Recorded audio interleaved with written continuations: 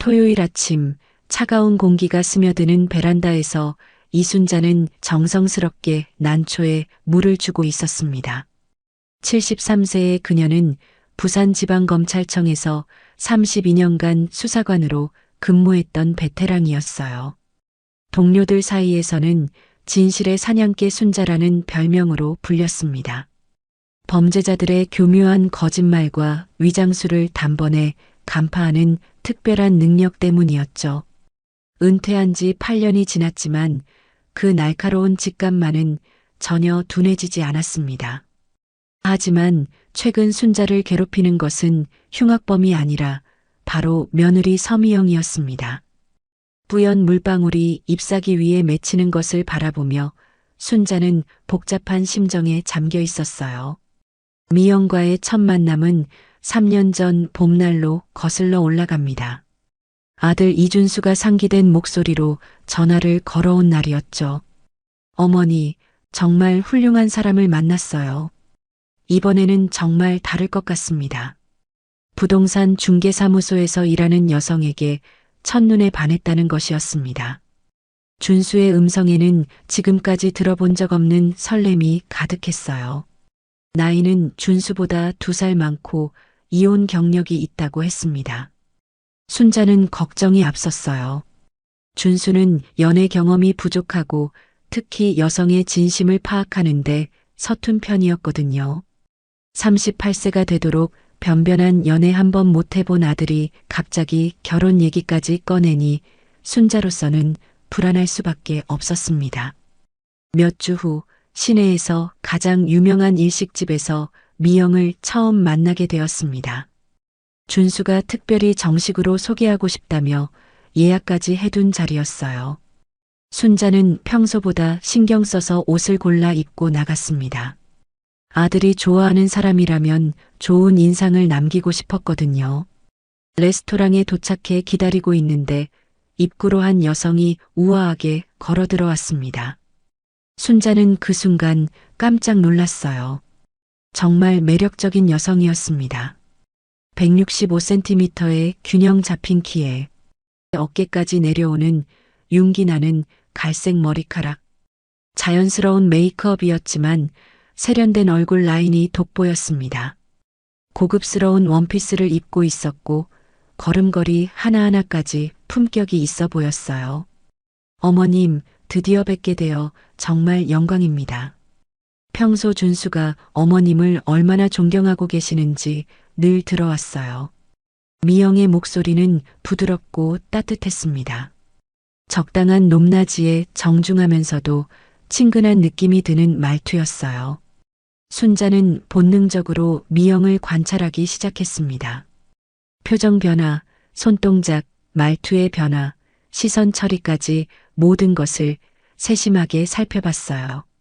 32년간 수많은 용의자들을 신문하며 체득한 습관이었죠. 그런데 이상했습니다. 모든 것이 너무 완벽했어요.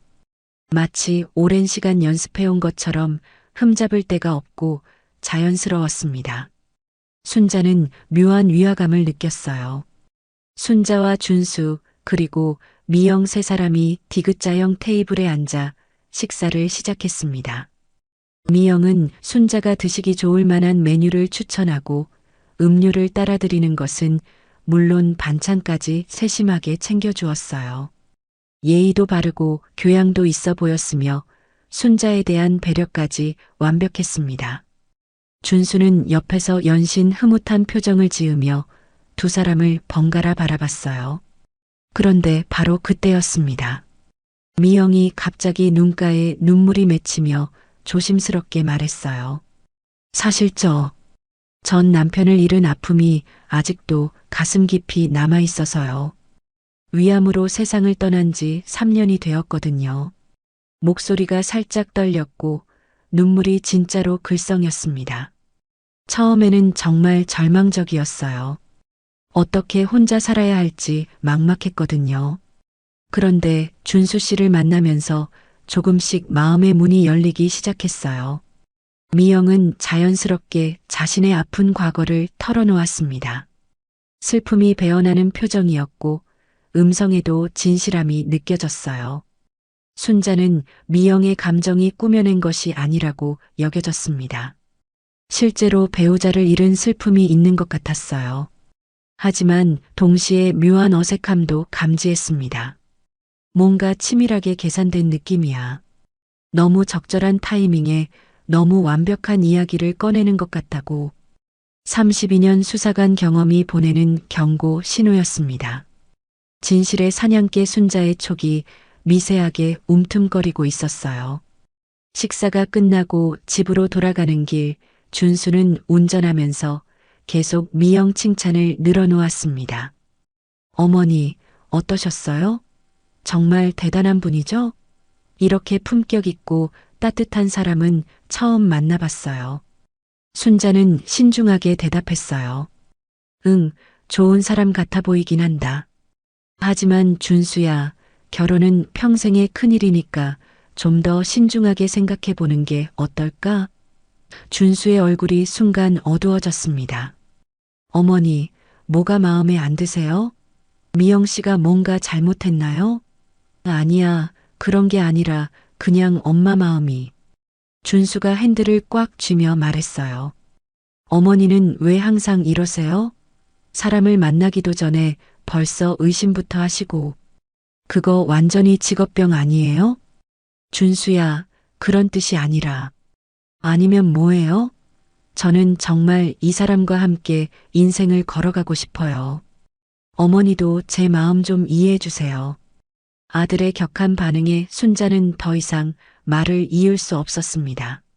집에 도착한 후 순자는 혼자 깊은 생각에 잠겼어요. 남편이 살아 있었다면 이런 일을 어떻게 상의했을까 하는 생각도 들었습니다. 그 후로도 순자는 몇 번 더 조심스럽게 우려를 표현했지만 준수의 반응은 매번 똑같았습니다. 의심병, 직업병이라는 말만 돌아왔어요. 결국 얼마 후 두 사람은 결혼식을 올렸습니다. 미영은 정말 모범적인 며느리처럼 보였어요. 명절마다 정성스럽게 음식을 준비해 오고 순자가 몸이 아플 때면 병원까지 모셔다 드렸습니다.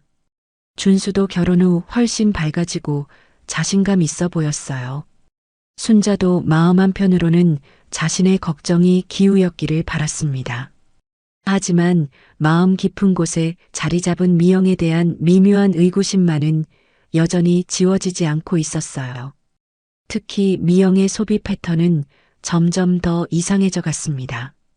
준수의 월급으로는 감당하기 힘들 것 같은 명품들이 하나씩 늘어나기 시작했어요. 그때마다 순자가 조심스럽게 우려를 표현하면 준수는 자기가 알아서 하는 거예요. 저한테 부담 안 준다고 해요라며 아내를 두둔했습니다.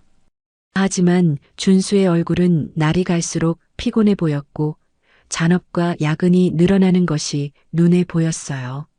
순자는 그 모든 것이 미영의 허영심을 충족시키기 위한 것이라는 사실을 직감적으로 알 수 있었습니다. 그런데 오늘 아침 일찍 미영에게서 전화가 왔어요. 목소리 톤이 묘하게 들뜬 기분이 느껴졌고 뭔가 흥분한 듯한 뉘앙스가 있었어요. 어머님, 날씨가 정말 좋네요. 어머님과 함께 시간을 보내면 어떨까요? 순자는 깜짝 놀랐습니다. 3년간 알고 지낸 미영이 이런 제안을 한 적은 단 한 번도 없었거든요. 갑자기 시간을 보내자고? 네. 근교로 드라이브도 하고 맛있는 것도 먹고요. 평소에 어머님께 효도를 제대로 못 해드린 것 같아서요. 어떠세요? 목소리에 강요하는 듯한 분위기가 섞여 있었어요. 순자는 본능적으로 거부감이 들었지만 단호하게 거절하기도 애매했습니다. 며느리의 선의를 무작정 의심할 수도 없는 노릇이었죠. 글쎄, 굳이 나갈 필요는. 어머님, 제발이요. 저도 요즘 스트레스가 많아서 바람 좀 쐬고 싶어요. 같이 가주세요. 결국 순자는 마지못해 승낙하고 간단히 옷을 갈아입었습니다. 편안한 청바지에 니트 카디건, 그리고 걷기 편한 스니커즈를 신었어요. 30분 후 아파트 앞에서 클렉슨 소리가 들렸습니다. 창밖을 내려다보니 미영의 흰색 BMW SUV가 서 있었어요. 준수가 결혼 준비할 때 무리해서 사준 차였습니다. 당시 순자는 분수에 맞지 않는다고 만류했지만 준수가 미영이가 좋아해요라며 고집을 부렸던 기억이 났어요. 순자는 한숨을 쉬며 집을 나섰습니다. 현관문을 잠그면서도 왠지 불길한 예감이 스쳤어요. 오늘 하루가 평범하게 지나가지 않을 것 같은 느낌이었습니다. 차에 타자마자 진한 톰포드 향수 냄새가 코를 찔렀습니다. 미영은 브랜드 선글라스를 착용하고 있어서 표정을 읽기 어려웠어요. 어머님, 안전벨트 매세요. 오늘 정말 좋은 하루가 될 것 같아요. 평소보다 과하게 밝은 목소리였습니다. 순자는 뭔가 어색함을 느꼈지만 조수석에 조용히 앉았어요.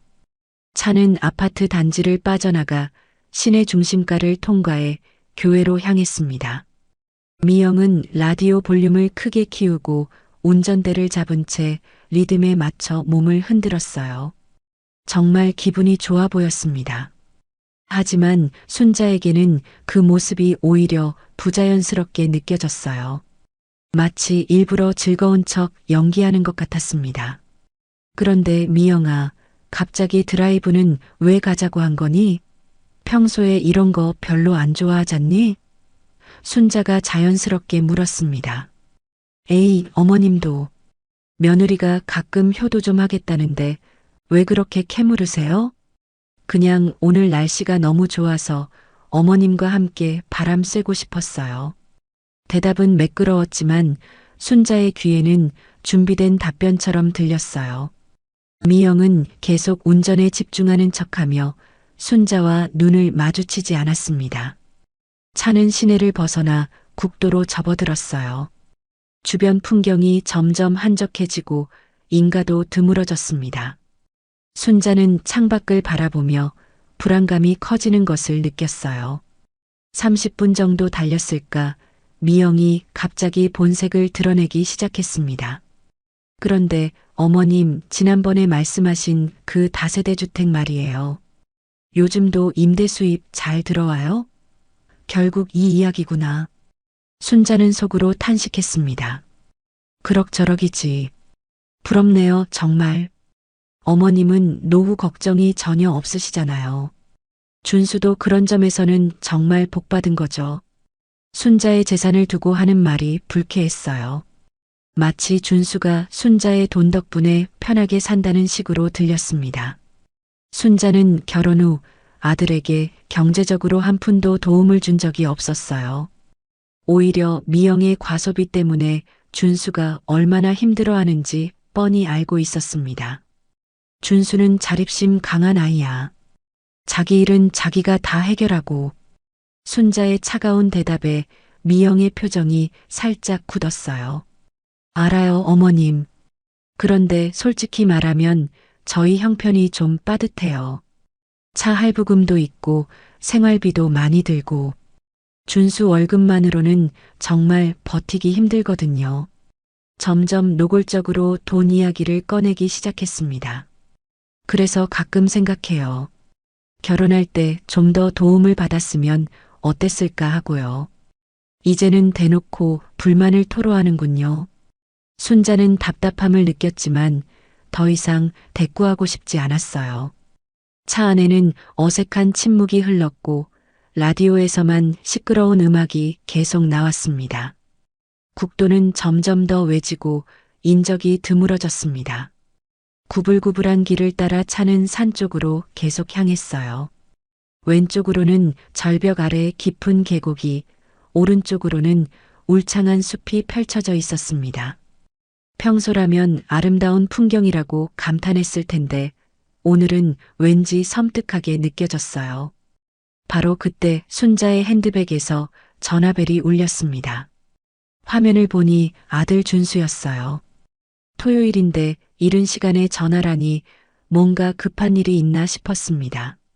순자는 서둘러 전화를 받았어요. 여보세요? 순자의 목소리를 들은 미영이 백미러로 순자를 흘끗 보더니 말했습니다. 어머, 준수 씨네요? 지금 어머님과 드라이브 중이라고 전해주세요. 하지만 수화기 너머에서 들려온 준수의 목소리는 평소와 전혀 달랐습니다.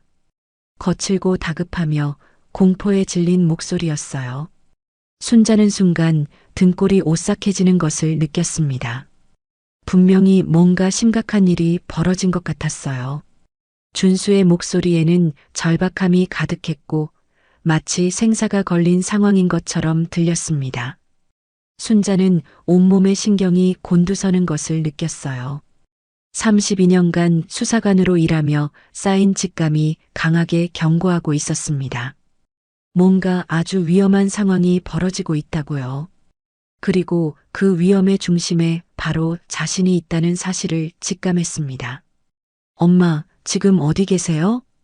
혹시 서미영이랑 같이 있어요? 준수의 목소리에는 극도의 긴장감이 배어 있었습니다. 응, 그런데 왜 그래? 무슨 일? 엄마, 제 말 잘 들어요. 지금 즉시 그 차에서 나오세요. 아무 질문 말고 당장 뛰어내리라고요. 준수가 거의 절규하는 수준으로 소리쳤습니다. 순자는 평생 아들의 그런 목소리를 들어본 적이 없었어요. 마치 누군가의 목숨이 위태로운 상황에서나 나올 법한 절박함이었습니다. 준수야, 대체 무슨... 엄마, 설명할 시간 없어요. 그냥 지금 당장 차에서 내려요. 수화기 너머로 준수가 흐느끼는 소리까지 들렸습니다. 그 순간 전화가 뚝 끊어졌습니다. 순자는 멍하니 핸드폰을 들고 있었어요. 머릿속이 하얗게 변하면서 모든 것이 슬로 모션처럼 느껴졌습니다. 순자는 천천히 고개를 돌려 운전석의 미영을 바라봤어요. 미영은 여전히 선글라스를 쓰고 있었지만 턱선이 딱딱하게 굳어 있었습니다. 핸들을 잡은 손도 평소보다 훨씬 꽉 쥐고 있었어요. 가장 이상한 건 미영이 아무것도 묻지 않는다는 것이었습니다. 방금 전 준수가 그렇게 소리를 질렀는데 전혀 놀라는 기색이 없었어요. 궁금해하지도 않고 무슨 일이냐고 묻지도 않았습니다. 마치 이미 모든 상황을 알고 있는 것처럼요.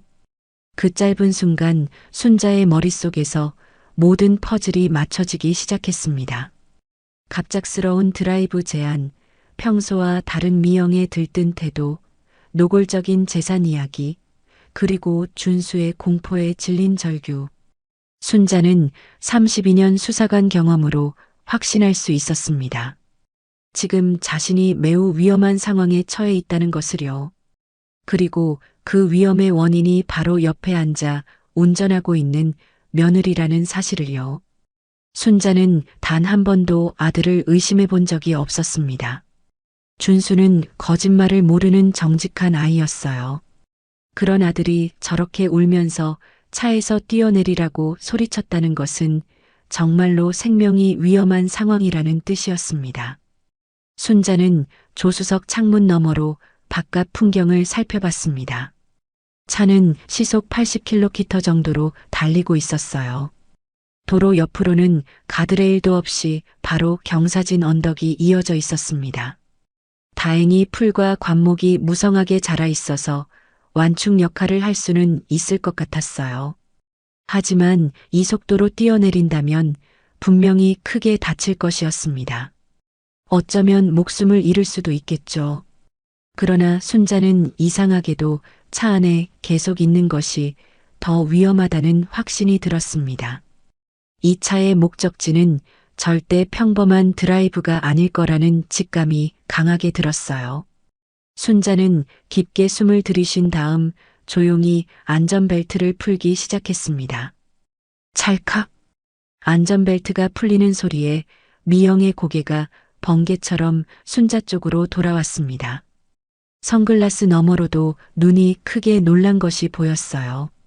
어머님, 지금 뭐 하세요? 미영의 목소리가 떨리기 시작했습니다. 평소의 감미로운 목소리와는 전혀 다른 날카롭고 긴장된 톤이었어요.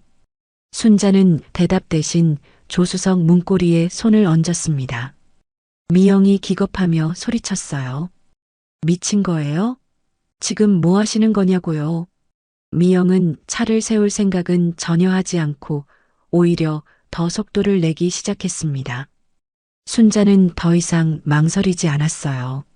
문을 확 열자 거센 바람이 차 안으로 휘몰아쳤습니다. 안 돼요.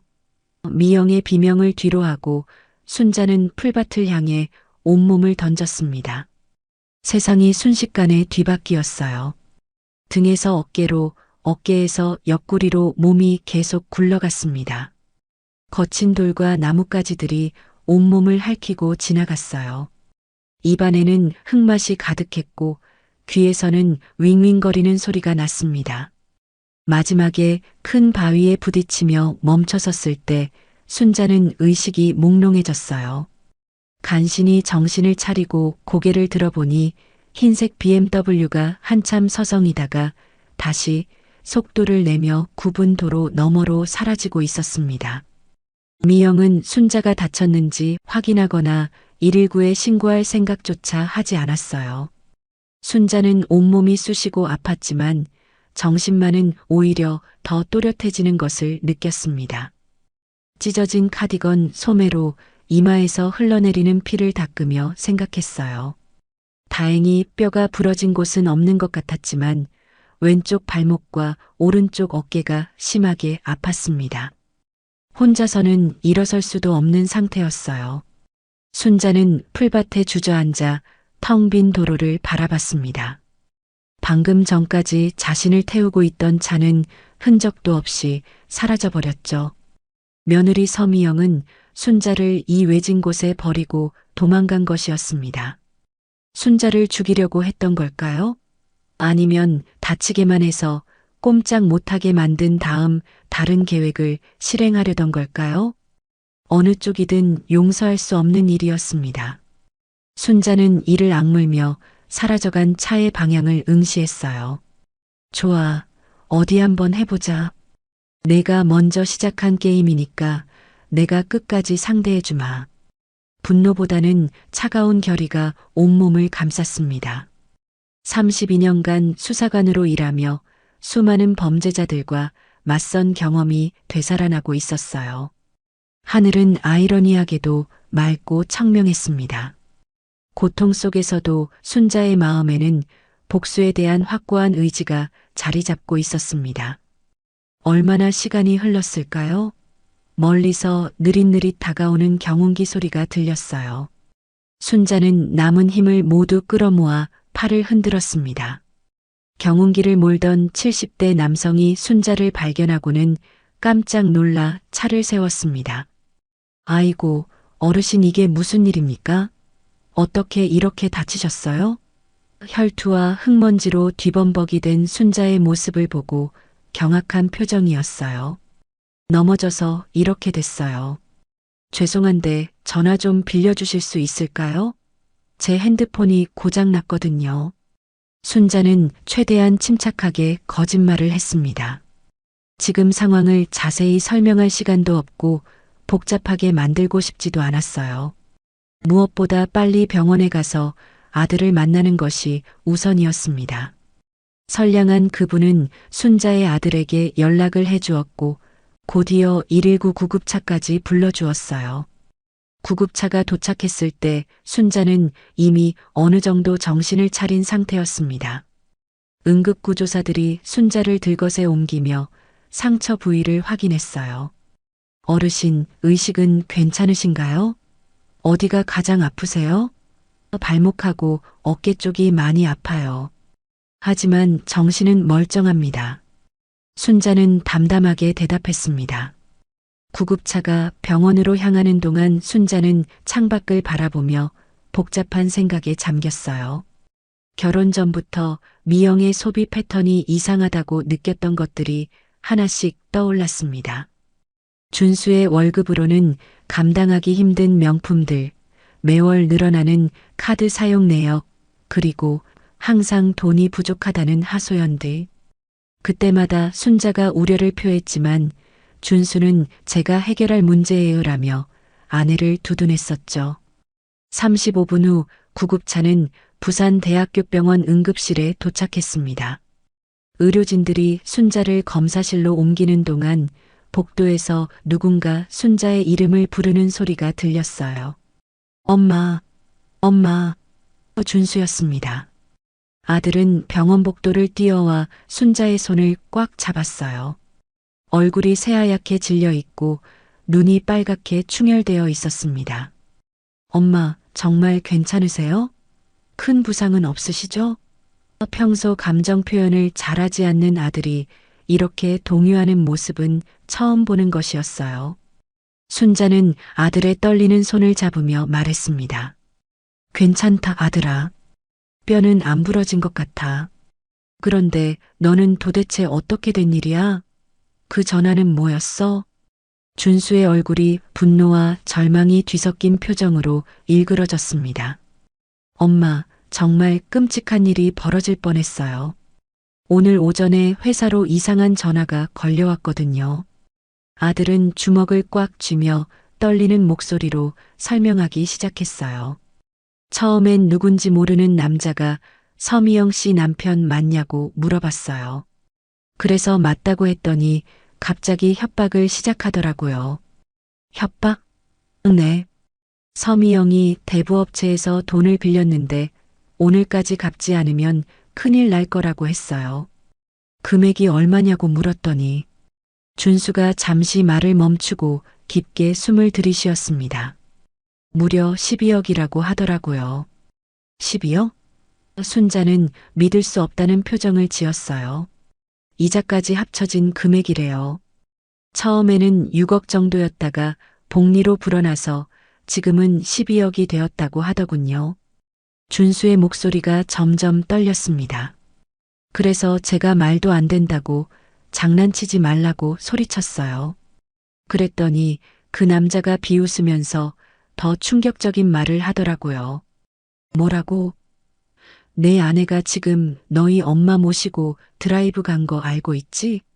오늘 그 다세대 주택 담보로 돈 받아낼 거니까 순순히 넘어가라. 만약 거부하면 바다에서 무슨 일이 일어날지 모른다고 했어요. 순자는 온몸에 소름이 돋는 것을 느꼈습니다. 그 말을 듣는 순간 정말 눈앞이 캄캄해졌어요. 급하게 엄마한테 전화를 걸었는데 미영이 같이 있다고 하니까 정말 공포에 질릴 수밖에 없었어요. 아들의 목소리가 흐느끼는 소리로 변했습니다. 만약 엄마가 제 전화를 받지 못했거나 제 말을 믿지 않으셨다면 생각만 해도 끔찍해요. 순자는 아들의 말을 들으며 자신의 직감이 옳았다는 것을 확신했습니다. 미영은 처음부터 순자의 재산을 노리고 계획적으로 접근한 것이었어요.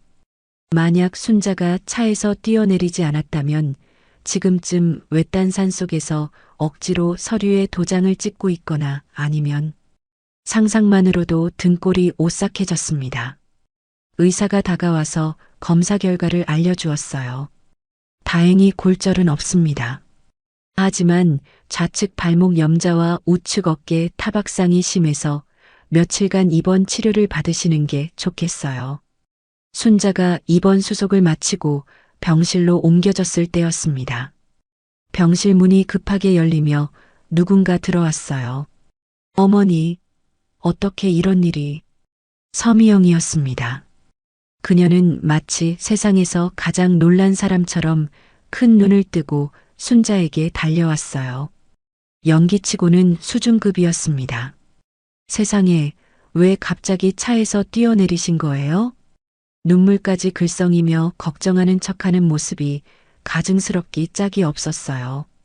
순자는 아무 말 없이 미영을 쳐다봤습니다. 순자의 차가운 시선이 부담스러웠는지 미영은 타겟을 준수로 바꿨어요. 준수 씨, 도대체 어떻게 된 거예요? 어머니가 다치셨는데 왜 나한테 연락도 안 해주세요? 얼마나 놀랐는지 몰라요. 운전하다가 갑자기 어머니가 소리 지르시면서 문을 열고 뛰어내리셨어요. 너무 무서웠어요. 정말 대단한 연기력이었습니다. 하지만 순자와 준수는 더 이상 속지 않았어요. 준수가 차가운 목소리로 물었습니다. 그래서 어머니가 뛰어내리신 걸 보고도 그냥 가버린 거예요? 119 신고도 안 하고? 그건 너무 놀라서 정신이 없었어요. 어머니가 갑자기 왜 그러시는지 이해가 안 돼서 일단 당신한테 연락해야겠다고 생각했어요. 미영의 목소리가 점점 작아졌습니다. 준수는 더 이상 예전의 순진한 남편이 아니었어요. 경황이 없었다고요? 그런데 어떻게 머리도 단정하고 화장도 새로 하고 오셨어요? 쇼핑센터라도 들렀다 온 건 아니죠? 미영의 얼굴이 순간 굳어졌습니다. 무슨 말이에요? 설마 나를 의심하는 거예요? 의심하지 않을 이유가 있나요? 준수의 대답에 미영이 목소리를 높였어요. 말도 안 돼요. 내가 어머니를 해치려고 했다는 거예요? 순자는 이 끔찍한 연극을 끝낼 때가 되었다고 생각했습니다. 병실에 정적이 흘렀어요. 순자가 조용히 입을 열자 미영과 준수의 시선이 동시에 집중되었습니다. 미영아. 순자의 목소리는 차갑지만 또렷했어요. 작년에 내가 너에게 준 선물이 뭐였는지 기억하니? 미영의 얼굴에서 혈색이 사라지기 시작했습니다. 운전이 위험해 보여서 걱정된다고 최신형으로 달아준 그것 말이야. 순자는 천천히 말을 이어갔습니다. 블랙박스요. 그 한마디에 미영의 온몸이 얼어붙었어요. 방금 전까지 억울함과 분노로 가득했던 얼굴이 순식간에 창백해졌습니다. 거기에 오늘 일어난 모든 일이 다 기록되어 있겠지? 내가 누구와 통화했는지, 무슨 말을 했는지, 그리고 내가 뛰어내린 후에 어떻게 행동했는지. 순자의 말이 계속될수록 미영은 더욱 작아졌어요. 전부 다 찍혀 있을 거야. 완벽한 침묵이 병실을 감쌌습니다. 미영은 한마디 변명도 하지 못했어요. 그저 떨리는 입술로 순자와 준수를 번갈아 바라볼 뿐이었습니다. 32년간 수많은 범죄자들을 굴복시켜온 순자의 마지막 한 방이었어요. 그 완벽했던 가면이 블랙박스라는 단어 하나에 완전히 무너지는 순간이었습니다. 서미영은 마치 모든 것을 포기한 사람처럼 고개를 떨어뜨렸습니다. 그녀의 어깨가 축 처져 있고 떨리는 손으로 얼굴을 가렸어요. 더 이상 변명이나 연기를 할 기력조차 남아있지 않은 것 같았습니다. 착히 내놔요. 준수가 단호하게 말했어요. 목소리에는 더 이상 남편으로서의 애정이나 미련 같은 건 전혀 없었습니다. 오직 배신당한 분노와 차가운 경멸만이 가득했어요. 미영은 떨리는 손으로 핸드백에서 BMW 키를 꺼내 준수에게 건넸습니다. 준수는 그 키를 받아들며 순자에게 말했어요. 엄마, 잠깐만 기다리세요. 제가 직접 가서 증거를 가져오겠습니다. 조심히 다녀와라. 준수가 병실을 나간 후 방 안에는 순자와 미영만이 남았습니다. 미영은 여전히 고개를 숙인 채 한마디도 하지 않았어요. 순자는 그런 미영을 조용히 내려다보았습니다. 지난 3년간 며느리라고 생각하며 나름대로 아껴왔던 이 여자가 대체 언제부터 이런 계획을 세우고 있었던 걸까요? 사랑이라는 감정은 애초에 존재하지도 않았던 건가요? 하지만 이제 와서 그런 것들을 묻는 것도 의미가 없었습니다. 중요한 건 이제부터 어떻게 대응할 것인가였어요. 1시간 20분 후 준수가 노트북과 작은 SD카드를 들고 돌아왔습니다. 미영은 아들이 들어오자 몸을 더욱 움츠렸어요. 준수는 미영에게는 눈길 한 번 주지 않고 순자의 침대 옆 테이블에 노트북을 설치했습니다. 엄마, 같이 확인해 보세요. 순자는 긴장한 마음으로 화면을 들여다보았어요. 영상은 오늘 아침 미영이 순자를 태우러 온 시점부터 시작되었습니다. 처음에는 평범한 드라이브 영상 같았어요. 하지만 15분 정도 지나자 미영의 목소리가 스피커를 통해 흘러나왔습니다. 그녀가 누군가와 통화를 하고 있었거든요. 네, 사장님. 걱정하지 마세요. 계획대로 진행하고 있어요. 전화기 너머에서 거친 남자 목소리가 들렸습니다. 확실한 거지? 그 늙은이가 만만한 상대가 아닐 텐데. 걱정 마세요. 제가 다 알아서 할게요. 일단 외진 곳으로 데려가서 설득해보고 안 되면 그때 다른 방법을 써야죠. 미영의 목소리가 점점 차갑게 변해갔어요. 바다는 좋은 장소잖아요. 사고로 위장하기에는 안성맞춤이고요. 순자는 자신의 귀를 의심했습니다. 정말로 자신의 며느리가 하는 말인가요? 그 상냥하고 예의 바르던 미영이 이렇게 잔혹한 계획을 세우고 있었다니요. 그 다세대 주택만 손에 넣으면 우리 빚 문제는 해결되는 거죠? 맞아요. 시세가 18억은 좋게 될 거예요. 우리 빚 갚고도 충분히 남을 거고요. 통화가 끝난 후에도 미영의 독백은 계속되었습니다. 정말 고집센 할머니야.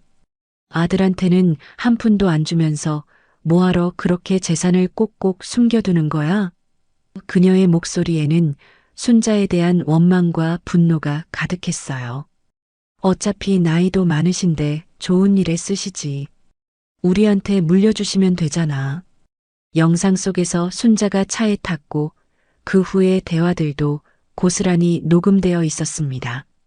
그리고 마지막에 순자가 차에서 뛰어내린 후 미영이 잠시 망설이다가 그대로 떠나는 장면까지 모든 것이 기록되어 있었어요. 영상이 끝나자 병실은 무거운 침묵에 휩싸였습니다. 준수는 아무 말 없이 노트북을 덮었어요.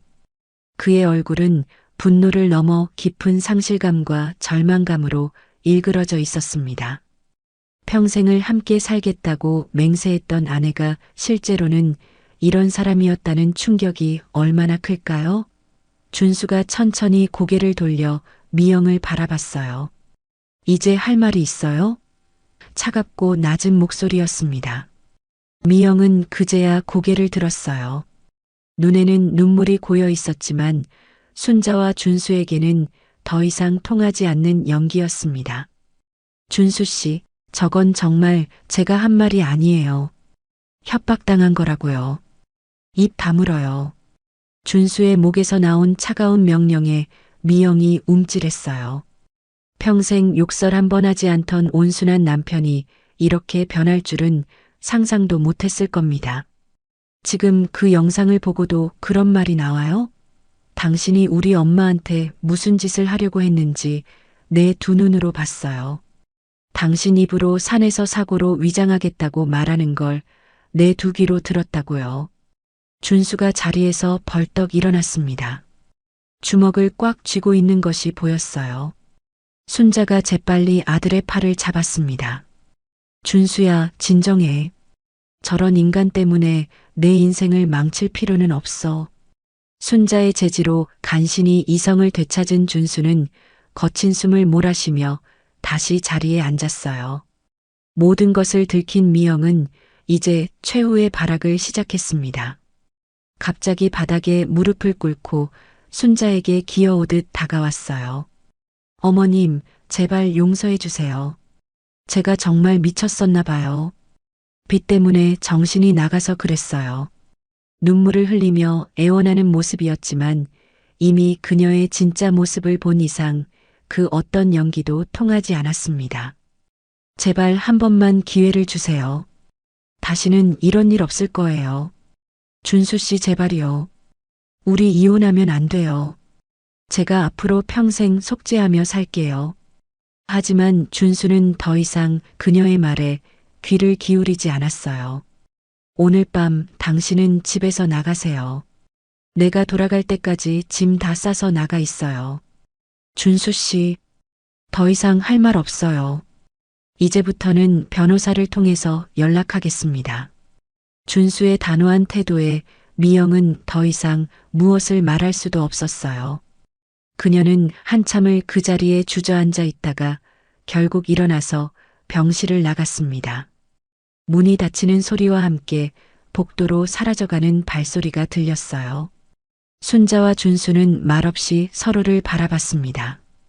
길고 긴 싸움의 시작을 알리는 첫 번째 라운드가 끝난 것이었어요. 그날 밤 준수는 집으로 돌아가 아내의 모든 물건을 조사했습니다. 옷장 깊숙한 곳부터 화장대 서랍까지 샅샅이 뒤져보았어요. 그리고 다음날 아침 준수가 순자의 병실을 찾았을 때 그의 손에는 두꺼운 서류 뭉치가 들려 있었습니다. 엄마, 이것들 좀 봐주세요. 준수가 건넨 것은 온갖 종류의 대출 서류와 카드 명세서들이었어요. 제1금융권부터 시작해서 저축은행, 캐피털, 심지어 사금융까지 안 빌린 곳이 없었습니다. 명세서를 하나씩 넘겨볼 때마다 순자는 경악을 금치 못했어요. 명품 가방 구입비, 고급 레스토랑 식사비, 해외여행비, 성형외과 비용까지 총액이 얼마나 돼? 순자가 물었습니다. 대부업체 12억을 제외하고도 5억 원 정도 더 있어요. 준수의 목소리가 떨렸어요. 제가 밤낮 없이 일해서 번 돈이 모두 이런 곳에 쓰였던 거예요. 더욱 충격적인 것은 미영의 방에서 발견된 수첩이었습니다. 그 안에는 순자의 개인정보가 상세히 적혀 있었어요. 이름, 주민등록번호, 주소, 그리고 보유재산 목록까지. 이건 뭐야? 처음부터 계획된 범죄였어요, 엄마. 미영이가 저에게 접근한 것 자체가 어머니 재산을 노린 거였던 거예요.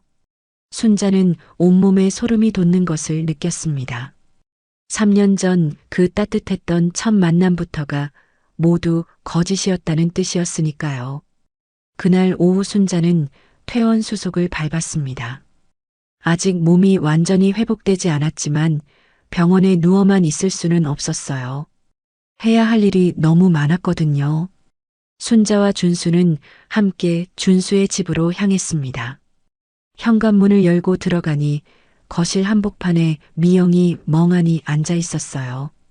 어제의 절망적인 모습과는 달리 오늘은 뭔가 다른 기운이 감돌았습니다. 순자와 준수가 들어오는 것을 보고도 일어나지 않고 그냥 앉아 있더니 비웃는 듯한 표정을 지었어요. 왔네요? 목소리도 어제와는 완전히 달랐습니다. 더 이상 애원하거나 사과하는 톤이 아니었어요. 짐은 쌌어? 준수가 차갑게 물었습니다. 짐? 왜 제가 나가야 해요? 미영이 당당하게 되물었어요. 여기는 제 집이기도 하거든요. 법적으로 말이에요. 순자는 미영의 변한 태도에 놀랐습니다. 어제까지만 해도 용서를 빌던 사람이 하루 만에 이렇게 뻔뻔해질 수 있다니요. 그리고 어머님도 너무 심하시네요. 며느리가 잠깐 실수했다고 이렇게까지 하실 거예요? 실수? 준수가 황당하다는 듯이 웃었어요. 살인 시도를 실수라고 해요? 살인 시도라니 그냥 협박용이었어요. 정말로 해칠 생각은 없었다고요. 미영은 태연하게 말했습니다. 그리고 솔직히 말하면 이 모든 게 준수 때문이에요. 벌이가 시원찮으니까 제가 이렇게 된 거 아니에요? 이제는 아예 책임을 전가하기 시작했어요. 매달 받아오는 월급으로 어떻게 살라고 해요? 제 친구들은 다 좋은 거 쓰고 좋은 데서 놀고 하는데 저만 초라하게 살라고요? 미영의 목소리가 점점 높아졌습니다. 그리고 어머님은 돈도 그렇게 많으시면서 며느리 좀 도와주시지 그랬어요. 그 다세대 주택 하나만 팔아도 우리 빚 다 갚고도 남을 텐데 왜 그렇게 인색하게 구세요? 순자는 말없이 핸드폰의 녹음 버튼을 눌렀습니다. 미영이 쏟아내는 모든 원망과 독설이 고스란히 기록되고 있었어요. 그녀는 이미 이성을 잃고 자기도 모르게 자신의 무덤을 더 깊게 파고 있었습니다. 어차피 어머님도 나이 많으시잖아요. 언젠가는 준수한테 물려줄 거 아니에요? 그럼 미리 좀 나눠주시면 어디가 덧나요? 이런 뻔뻔한 말을 들으며 순자는 오히려 차분해졌어요. 분노보다는 이 여자를 완전히 끝장내야겠다는 냉정한 판단이 섰습니다. 이제 그만하자. 순자가 조용히 말했습니다. 더 듣고 있으면 귀가 썩을 것 같구나. 미영이 순자를 쏘아봤어요. 뭐요? 진실을 말하는 게 그렇게 기분 나빠요? 준수야, 우리 나가자. 여기서 더 이상 할 말은 없는 것 같다. 순자가 일어서며 말했습니다. 이제부터는 법정에서 이야기하면 되니까. 법정이라는 단어에 미영의 얼굴이 순간 굳어지는 것을 순자는 놓치지 않았어요. 아무리 뻔뻔해도 법적 처벌에 대한 두려움은 어쩔 수 없었던 것 같았습니다. 순자와 준수는 미영이 남긴 모든 빚 증거와 블랙박스 메모리 카드를 챙겨 집을 나왔습니다. 엄마, 이제 어떻게 하죠? 당연히 변호사부터 만나야지. 이런 일은 하루라도 빨리 시작해야 해. 순자의 목소리에는 강한 의지가 서려 있었어요. 두 사람은 곧바로 부산에서 가장 유명한 법무법인을 찾아갔습니다. 토요일이었지만 응급 상담을 받을 수 있는 곳이었어요. 상담을 담당한 변호사는 50대 후반의 베테랑이었습니다. 순자들은 차에서 뛰어내린 사건부터 시작해서 블랙박스 영상, 미영의 빚 내역, 그리고 오늘 집에서 녹음한 내용까지 모든 것을 체계적으로 설명했습니다. 변호사는 자료들을 꼼꼼히 검토한 후 감탄하는 표정을 지었어요. 이렇게 완벽한 증거를 가지고 오신 분은 처음입니다. 이건 100% 승소가 보장된 사건이에요. 정말요? 준수가 안도의 한숨을 쉬었습니다. 서미영 씨는 명백한 유책 배우자입니다. 사기미수, 상해미수, 그리고 명예훼손까지 여러 죄목으로 처벌받을 겁니다. 변호사가 자신 있게 말했어요. 이혼 소송에서는 위자료는 물론이고 재산 분할에서도 서미영 씨가 가져갈 수 있는 건 단 한 푼도 없을 겁니다. 오히려 그동안 숨긴 빚에 대한 책임을 져야 하죠. 그리고 이혼과는 별도로 형사 고발도 함께 진행해야 합니다. 이렇게 명백한 범죄를 그냥 넘어갈 수는 없어요. 순자는 변호사와 계약을 체결하고 모든 증거 자료를 넘겼습니다. 이제 진짜 전쟁이 시작되는 것이었어요. 사무실을 나오자 바깥 공기가 한결 상쾌하게 느껴졌습니다. 이제 전문가의 손에 맡겼으니 순자는 자신이 해야 할 일을 하면 되었습니다. 순자는 곧바로 자신의 주거래 은행의 지점장에게 전화를 걸었습니다. 순자가 오랫동안 거래해온 덕에 지점장과도 안면이 있는 사이였죠. 순자는 자초지종을 간략하게 설명하고 자신의 모든 예금과 부동산에 대해 처분금지 가처분 신청을 해달라고 부탁했습니다. 혹시라도 미영이나 대부업자들이 순자의 정보를 이용해 재산에 손을 대려는 시도를 원천적으로 차단하기 위해서였습니다. 그리고 순자는 준수에게 말했습니다. 준수야, 너도 지금 당장 은행에 가서 너의 명의로 된 모든 계좌에서 서미영의 권한을 끊고 공동명의 된 것이 있다면 즉시 분리 신청을 해라. 신용카드도 가족카드로 엮인 것이 있다면 바로 정지시키고. 한시가 급하다. 순자의 말에 준수는 정신을 차린 듯 곧바로 은행으로 달려갔습니다. 순자는 잠시 차에 앉아 숨을 골랐습니다. 모든 것이 일사천리로 진행되고 있었습니다. 이제 남은 것은 가장 까다로운 상대 바로 대부업자들이었습니다. 변호사는 그들과 직접 마주치는 것은 위험하니 피하라고 했지만 순자의 생각은 달랐습니다. 뱀의 머리는 가장 먼저 그리고 가장 확실하게 쳐내야 하는 법입니다. 아니나 다를까 그날 저녁 순자의 예상이 정확히 맞아떨어졌습니다. 준수와 함께 순자의 집에서 저녁을 먹고 있는데 준수의 핸드폰으로 모르는 번호에 전화가 걸려왔습니다. 전화를 받은 준수의 얼굴이 굳어졌습니다. 대부업자들이었습니다. 그들은 지금 준수의 아파트 앞에 와 있다며 당장 서미영과 함께 내려오지 않으면 집을 뒤집어 놓겠다고 협박했습니다. 준수는 겁을 먹은 듯 했지만 순자는 오히려 담담했습니다. 가자 준수야. 네. 어머니 위험해요. 변호사님도. 괜찮다. 저들도 결국은 돈 받으러 온 장사꾼들일 뿐이야. 무턱대고 사람을 해치진 않아. 그리고 이 문제는 우리가 직접 부딪혀야 해결된다. 순자는 준수를 데리고 다시 그 지옥 같은 신혼집으로 향했습니다. 아파트 입구에는 험상궂은 인상의 남자 3명이 담배를 피우며 서성이고 있었습니다. 순자와 아들이 차에서 내리자 그들의 시선이 순자들에게로 향했습니다. 서미영 씨 남편? 한 남자가 다가오며 물었습니다. 순자는 준수의 앞을 막아서며 말했습니다. 제가 그 아이 시어머니 되는 사람입니다. 하실 말씀은 저한테 하시죠. 순자의 당당한 태도에 남자들은 잠시 의아한 표정을 지었습니다. 노인네가 뭘 안다고 끼어들어? 서미영은 어디 있어? 서미영은 이제 이 집 사람이 아닙니다. 그러니 돈을 받으시려면 서미영한테 직접 가보셔야 할 겁니다. 뭐, 이 아줌마가 지금 장난하나? 당신 며느리가 당신 다세대 주택 담보로 돈 갚는다고 해서 우리가 기다려준 거 아니야? 남자가 언성을 높이며 순자에게 소리를 쳤습니다. 순자는 눈 하나 깜짝하지 않고 그를 똑바로 쳐다보며 말했습니다. 그래서 그 말을 믿으셨습니까? 당신들도 참 순진하시네요. 당신들은 지금 사기꾼의 말에 노란하고 있는 겁니다. 서미영은 우리 모두에게 사기를 쳤어요. 당신들에게는 제 재산을 담보로 돈을 갚겠다고 거짓말을 했고 저에게는 제 목숨을 담보로 돈을 뜯어내려 했습니다.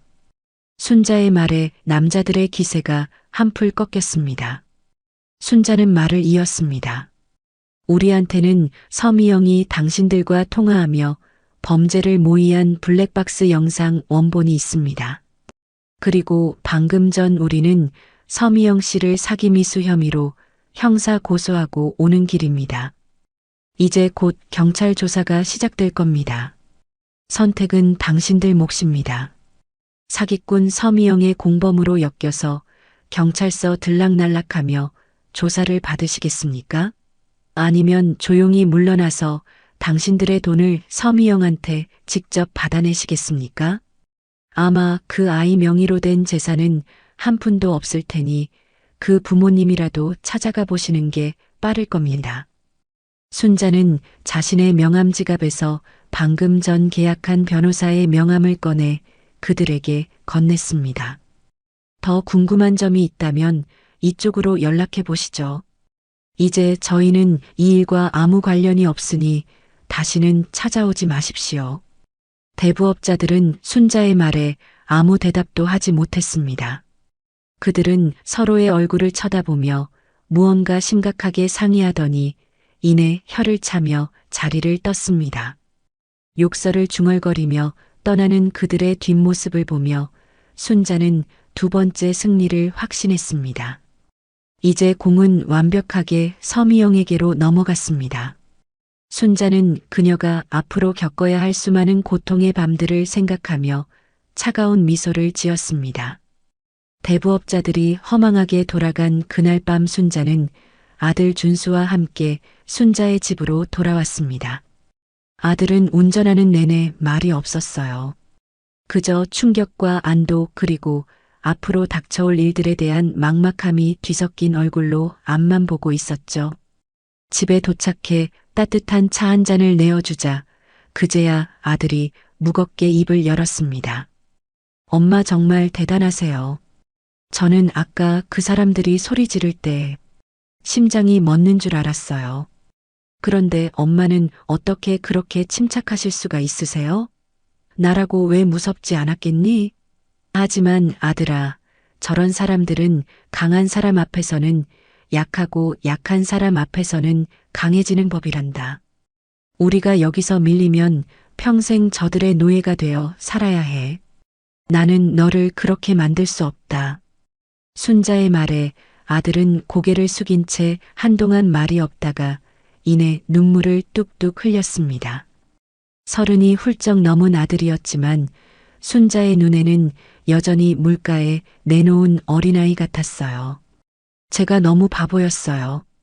지난 3년간 아무것도 몰랐고 엄마가 미영이에 대해 한마디씩 하실 때마다 저는 엄마가 편견을 갖고 있다고만 생각했어요.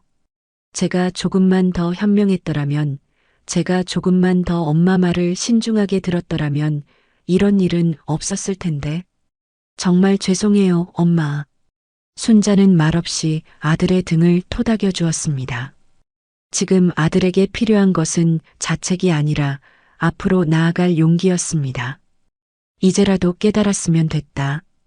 이미 엎질러진 물이야. 후회하고 자책하는 건 이 모든 일이 깨끗하게 끝난 다음에 해도 늦지 않아. 지금은 정신 똑바로 차리고 우리가 뭘 해야 할지 그것만 생각해야 한다. 그렇게 아들을 다독여 돌려보내고 순자는 깊은 생각에 잠겼습니다.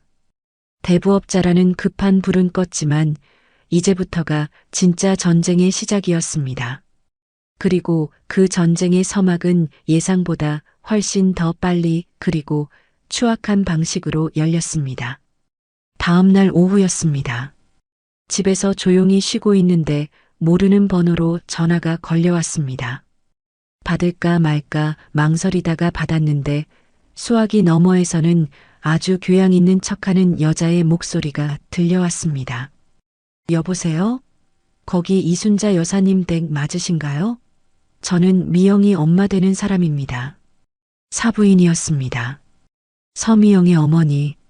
순자는 잠시 숨을 골랐습니다. 올 것이 왔구나 싶었죠. 네, 맞습니다만.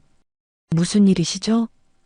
어머, 사부인 목소리가 많이 안 좋으시네요. 저희 미영이한테 얘기 들었어요. 몸이 많이 편찮으시다고. 아이고, 어쩌다가 그런 일을 당하셨어요? 저희 애가 아주 그냥 자기 때문에 사부인께서 다치셨다고 죄송해하고 밤새 울더라고요. 기가 막혔습니다. 딸의 안부를 묻기 전에 다친 사람에게 사과부터 하는 것이 순서가 아닐까요? 그 부모의 그 딸이라는 말이 머릿속을 스쳐 지나갔습니다. 그래서 용건이 무엇입니까? 순자의 차가운 목소리에 사부인의 목소리 톤이 미세하게 바뀌었습니다. 아니, 다름이 아니라 우리 미영이가 뭘 그렇게 잘못했다고 애를 아주 길바닥에 내쫓다시피 하셨다면서요? 아무리 그래도 그렇지 어른이 돼서 어떻게 그렇게 매정하게 굴 수가 있으세요? 준수도 너무하고요. 저희가 얼마나 애지중지 키운 딸인데. 사과 한마디 없이 모든 책임을 순자와 순자의 아들에게 돌리는 그 뻔뻔함에 허탄 웃음이 나왔습니다. 사부인, 지금 따님께서 무슨 짓을 했는지 알고나 전화하신 겁니까? 알다마다요. 애가 대부업체 빚 좀 쓴 거 가지고 그러시는 거잖아요. 젊을 때 그럴 수도 있죠. 준수가 벌이가 시원찮으니까 애가 스트레스 받아서 그런 것 아니겠어요? 그걸 가지고 사람을 죽일 죄라도 지은 것처럼 몰아붙이면 어떡해요? 더 이상 대화를 이어나갈 필요가 없었습니다. 말이 통하는 상대가 아니었어요. 자세한 이야기는 저희 변호사와 상의하시죠. 이만 끊겠습니다. 여보세요, 사부인, 잠깐만요. 순자는 사부인이 소리치는 것을 무시하고 전화를 끊어버렸습니다. 그리고 곧바로 변호사에게 전화를 걸어 방금 전 통화 내용을 모두 전달했습니다. 변호사는 예상했다는 듯 침착하게 대응 방안을 알려주었습니다. 아마 조만간 직접 만나자고 연락이 올 것이며 절대 피하지 말고 당당하게 맞서라고 말이죠. 역시나 그날 저녁 미영의 아버지에게서 전화가 왔습니다. 어머니보다는 조금 더 점잖은 말투였지만 내용은 똑같았습니다. 아이들 일에 어른들이 나서서 일을 키우지 말고 만나서 조용히 해결하자는 것이었죠. 그는 내일 오후 시내의 한 호텔 라운지에서 만나자고 장소까지 일방적으로 통보했습니다.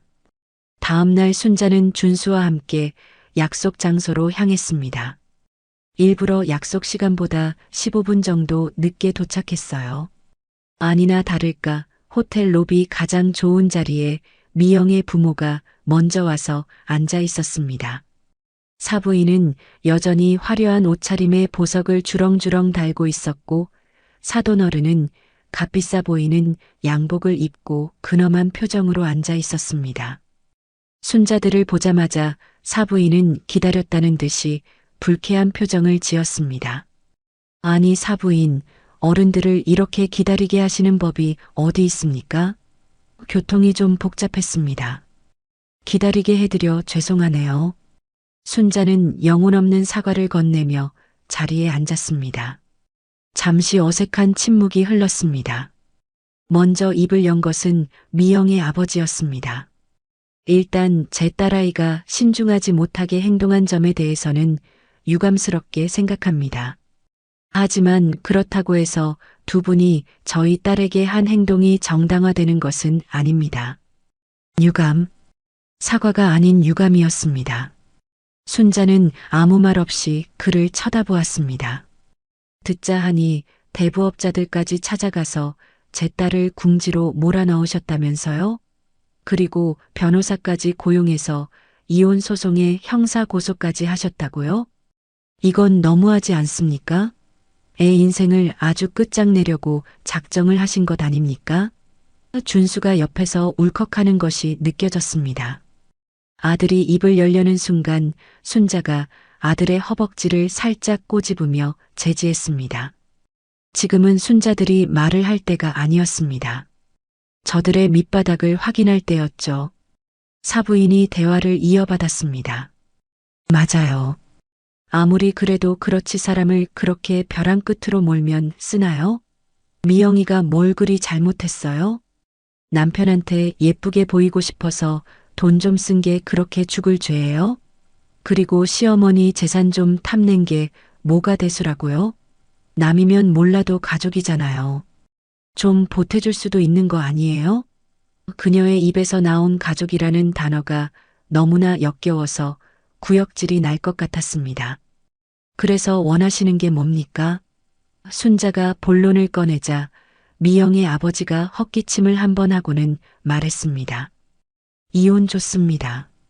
어차피 이렇게까지 된 마당에 같이 살아봤자 서로 불행할 뿐이겠죠. 대신 조용히 끝냅시다. 서로 상처 주는 일 없이. 그러니 지금 진행하고 있는 모든 소송은 취하해 주십시오. 그리고요. 그리고 우리 미영이가 그동안 준수랑 살면서 마음고생이 심했습니다. 결혼 생활의 파탄 책임은 준수에게도 명백히 있어요. 그러니 위자료조로 지금 살고 있는 아파트는 우리 미영이 명의로 넘겨주시고 추가로 미영이 빚을 갚을 수 있을 정도의 현금을 주시면 저희도 더 이상 문제 삼지 않고 깨끗하게 물러나겠습니다. 순자는 자신의 귀를 의심했습니다. 적반하장도 유분수지 어떻게 저런 말을 저렇게 뻔뻔하게 할 수 있을까요? 그들은 진심으로 자신들의 딸이 피해자라고 믿고 있는 듯 했습니다. 준수는 더 이상 참지 못하고 자리에서 벌떡 일어났습니다. 지금 제정신이십니까? 당신들 딸이 우리 엄마한테 무슨 짓을 하려고 했는지 알고나 하는 소리예요? 당신들 딸은 사기꾼의 사람 목숨 가지고 장난친 범죄자라고요. 말 조심하게. 젊은이 증거도 없이 함부로 말하는 거 아니야. 사돈어른이 버럭 소리를 질렀습니다. 라운지 안에 있던 모든 사람들이 테이블을 쳐다보았습니다. 바로 그때였습니다. 순자는 조용히 자신의 핸드폰을 꺼내 테이블 위에 올려놓았습니다. 그리고는 가장 선명하게 녹음된 블랙박스 음성 파일을 찾아 재생 버튼을 눌렀습니다. 네, 사장님 걱정 마세요. 제가 다 계획이 있다고요. 일단 외진 곳으로 데려가서 좋은 말로 구슬려보고 안 되면 그때는 뭐 방법이 있죠. 바다잖아요. 아무도 모르는 곳. 서미영의 교활하고 소름 끼치는 목소리가 호텔 라운지의 클래식 음악을 뚫고 선명하게 울려 퍼졌습니다. 이어지는 대부업자의 걸걸한 목소리와 정말 고집 센 할머니야 중얼거리는 미영의 혼잣말까지. 미영 부모의 얼굴이 하얗게 그리고 파랗게 변해가는 과정을 순자는 천천히 감상했습니다.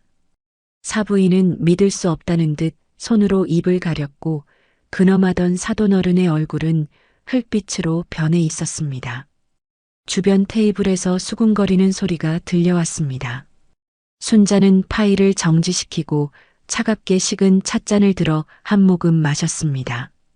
그리고는 아직도 충격에서 헤어나오지 못하는 그들을 향해 조용히 하지만 모두가 들을 수 있을 만큼 또렷하게 말했습니다. 사돈어른은 방금 증거도 없이 함부로 말하는 거 아니야라고 하셨지요.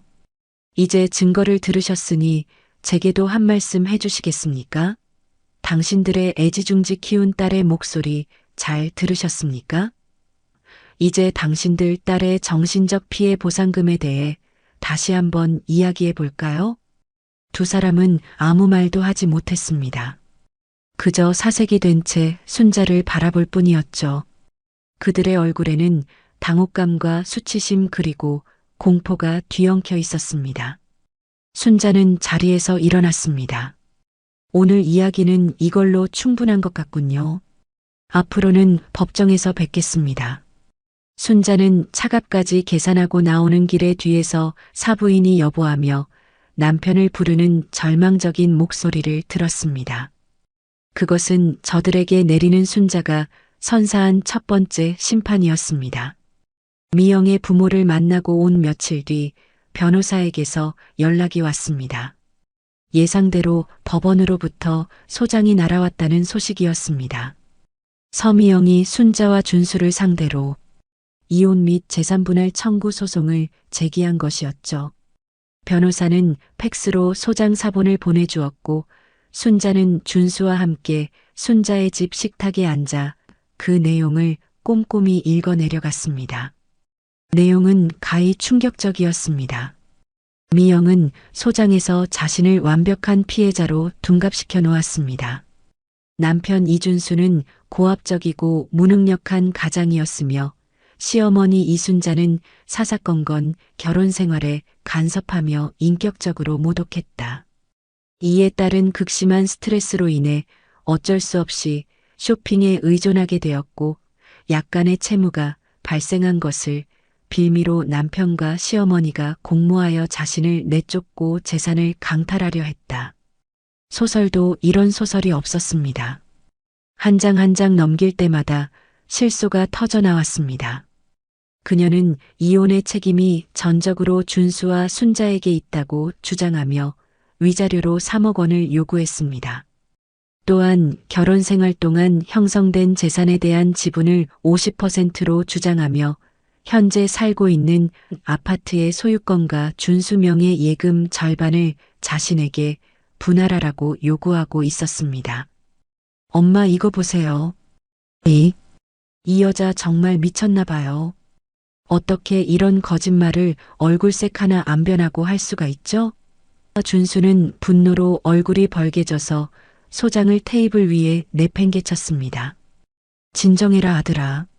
저쪽에서 저렇게 나올수록 우리한테는 더 좋은 거다. 저런 터무니없는 주장은 판사님 앞에서 단 하나도 받아들여지지 않을 테니까. 오히려 저 아이의 파렴치함만 증명해 줄 뿐이지. 순자는 오히려 마음이 차분해졌습니다. 이제 목표가 더욱 명확해졌기 때문입니다. 서미영이 원하는 것은 단 한 푼도 줄 수 없으며 그녀가 가진 모든 것을 빼앗아와야 한다는 목표 말이죠. 그날부터 순자는 행동에 나섰습니다. 순자는 변호사의 조언에 따라 미영의 주장을 조목조목 반박할 증거 자료를 수집하기 시작했습니다. 가장 중요한 것은 특유 재산을 입증하는 것이었습니다. 아들 부부가 살고 있는 아파트의 보증금 3억 5천만 원은 순자가 남편의 사망보험금으로 마련해준 돈이었습니다. 순자는 12년 전 보험금 수령 내역과 그 돈이 순자의 계좌에 있다가 준수의 계좌로 정확히 3억 5천만 원이 이체된 내역을 은행에서 발급받았습니다. 다음은 혼수였습니다. TV, 냉장고, 세탁기 등 주요 가전제품은 모두 순자의 카드로 결제했습니다. 순자는 카드사의 요청에 3년 전 결제 영수증을 모두 재발급받았습니다. 영수증에는 순자의 이름과 카드 번호 그리고 결제한 매장의 상호가 선명하게 찍혀 있었죠. 미영이 타고 다니던 그 흰색 BMW 차량 역시 순자가 계약금과 선수금의 상당 부분을 보태주었습니다. 그 이체 내역서도 빠짐없이 챙겼습니다. 자료를 정리하는 일은 생각보다 고되고 지루했습니다. 먼지 쌓인 옛 서류함을 뒤지고 오래된 통장을 찾아내고 은행과 카드사를 몇 번이나 방문해야 했습니다. 하지만 순자는 조금도 지치지 않았습니다. 서류가 한 장 한 장 쌓여갈수록 그것은 서미영의 거짓말을 무너뜨릴 견고한 성벽이 되어가고 있었으니까요. 그 과정은 순자에게 있어 일종의 복수를 준비하는 신성한 의식과도 같았습니다. 모든 자료를 정리하여 파일에 차곡차곡 정리하고 나니 거의 백과사전 한 권 두께가 되었습니다.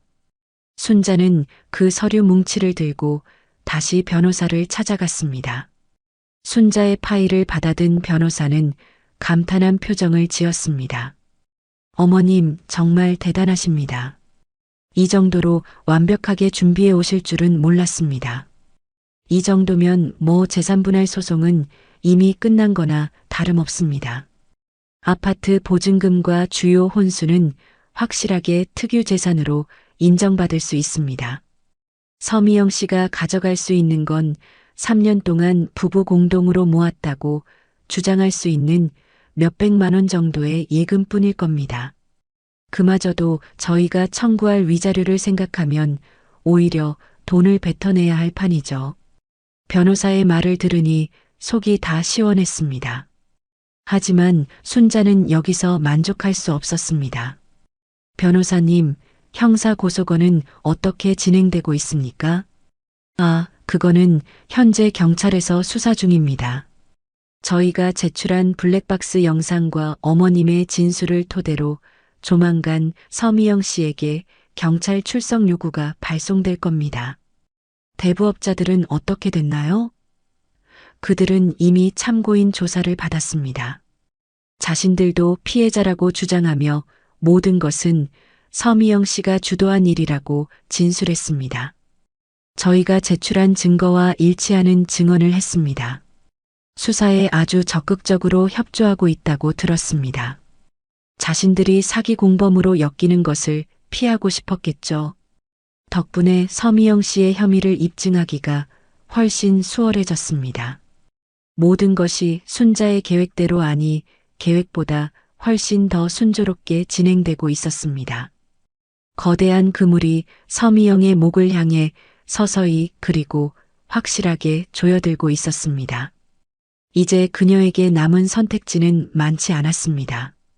순순히 경찰 조사에 응하고 죗값을 치르거나 혹은 또 다른 어리석은 발악을 하거나 어느 쪽이든 그녀의 종말은 정해져 있었습니다. 며칠 후 변호사에게서 다시 연락이 왔습니다. 경찰이 드디어 서미영에게 출석 요구를 보냈다는 소식이었습니다.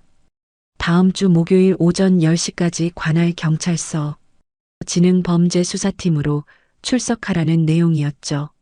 아마 지금쯤 서미영 씨는 인생 최악의 공포를 느끼고 있을 겁니다. 이제 정말 빼도 박도 못하는 상황이 됐으니까요. 아마 변호사를 선임해서 대응하려 하겠지만 증거가 너무나 명백해서 유죄를 피하기는 어려울 겁니다. 순자는 수화기를 내려놓고 창밖을 보았습니다. 며칠 전까지만 해도 맑았던 하늘이 오늘은 잔뜩 흐려져 있었습니다.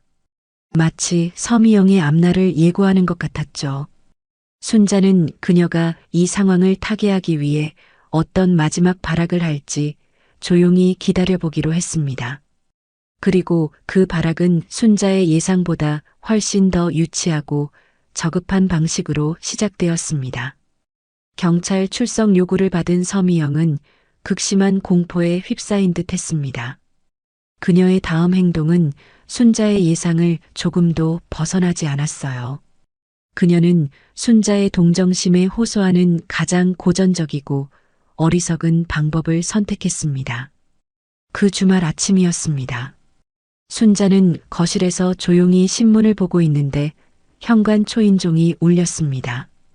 이 시간에 찾아올 사람이 없었기에 누구일까 의아해하며 인터폰 화면을 보았습니다. 화면 속에는 낯선 여자가 고개를 푹 숙인 채 서 있었습니다. 그런데 자세히 보니 그 모습이 서미영이었습니다. 그녀는 평소의 화려한 모습과는 완전히 다른 차림새였습니다. 화장기 없는 푸석한 얼굴에 아무렇게나 질끈 묶은 머리 그리고 무릎이 나온 낡은 트레이닝복 차림. 누가 봐도 저는 지금 이렇게나 비참합니다를 온몸으로 연기하고 있었죠. 순자는 잠시 망설이다가 현관문을 열어주었습니다. 그녀가 무슨 꿍꿍이인지 순자의 눈으로 직접 확인하고 싶었기 때문입니다. 문이 열리자마자 미영은 와락 순자의 앞에 무릎을 꿇었습니다. 어머님, 제가 잘못했어요. 제가 정말 죽을 죄를 지었어요. 그녀는 순자의 바지가랑이를 붙잡고 통곡하기 시작했습니다. 눈물 콧물을 쏟아내는 모습이 정말 처절해 보였지만 순자의 마음은 조금도 움직이지 않았습니다. 저 눈물이 거짓이라는 것을 너무나 잘 알고 있었으니까요. 일어나서 말해라. 남들이 보면 어쩌려고 이러니? 아니에요, 어머님. 어머님께서 저를 용서해 주실 때까지 저 여기서 한 발짝도 안 움직일 거예요. 제가 정말 미쳤었나 봐요. 빚 때문에 눈이 뒤집혀서 어머님께 그런 끔찍한 짓을. 제발 저 한 번만 살려주세요. 나에게 용서를 구할 게 아니라 법에게 용서를 구해야지. 이미 늦었다.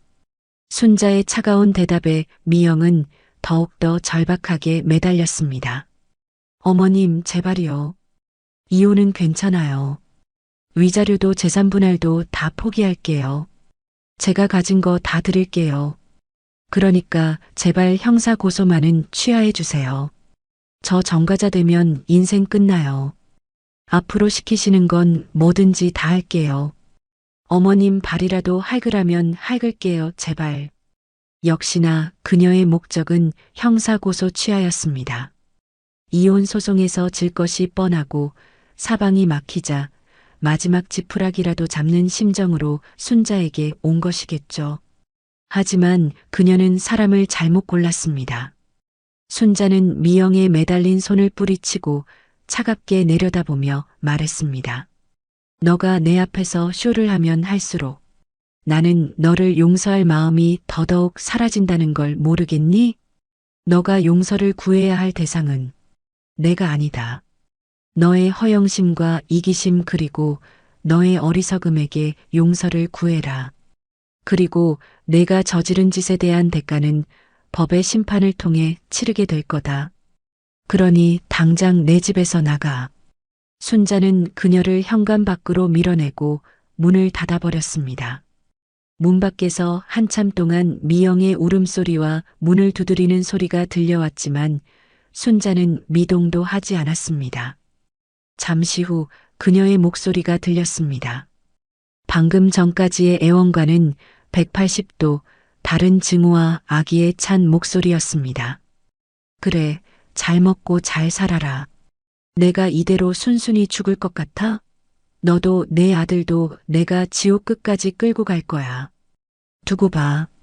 그 말을 끝으로 그녀는 사라졌습니다. 순자는 굳게 닫힌 현관문을 보며 쓴웃음을 지었습니다. 지옥 끝까지 끌고 간다고? 과연 누가 누구를 끌고 가게 될지는 시간이 말해주겠죠. 그리고 며칠 뒤 미영의 저급한 복수가 시작되었습니다. 순자의 아들 준수에게서 다급한 목소리로 전화가 걸려왔습니다. 엄마, 지금 빨리 인터넷 한번 보세요. 난리가 났어요. 준수가 보내준 인터넷 주소로 접속해 보니 그곳은 회원수가 수십만 명에 달하는 대형 온라인 커뮤니티였습니다. 그리고 그곳의 인기 게시판에 순자의 눈을 의심하게 하는 제목의 글이 올라와 있었습니다. 눈물로 호소합니다. 악마 같은 시어머니에게 억울하게 이혼하고 전과자가 될 위기에 처했습니다. 순자는 떨리는 손으로 글을 클릭했습니다.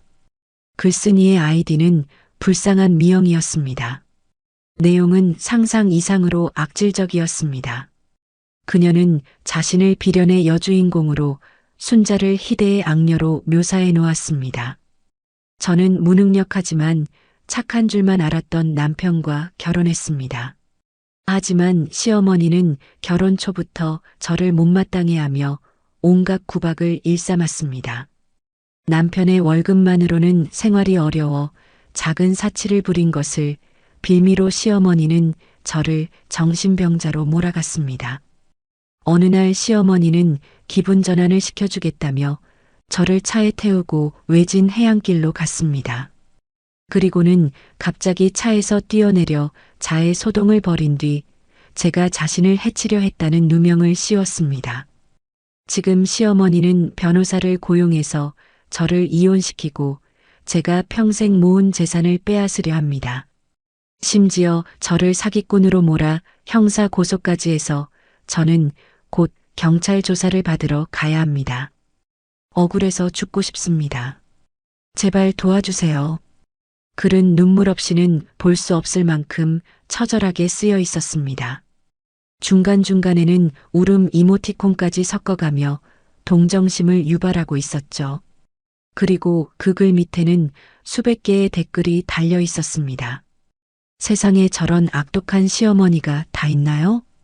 글쓴님 힘내세요. 요즘 세상에도 저런 시월드가 있다니. 남편은 뭐 했대요? 절대 그냥 넘어가지 마세요. 변호사 고용해서 끝까지 싸우세요.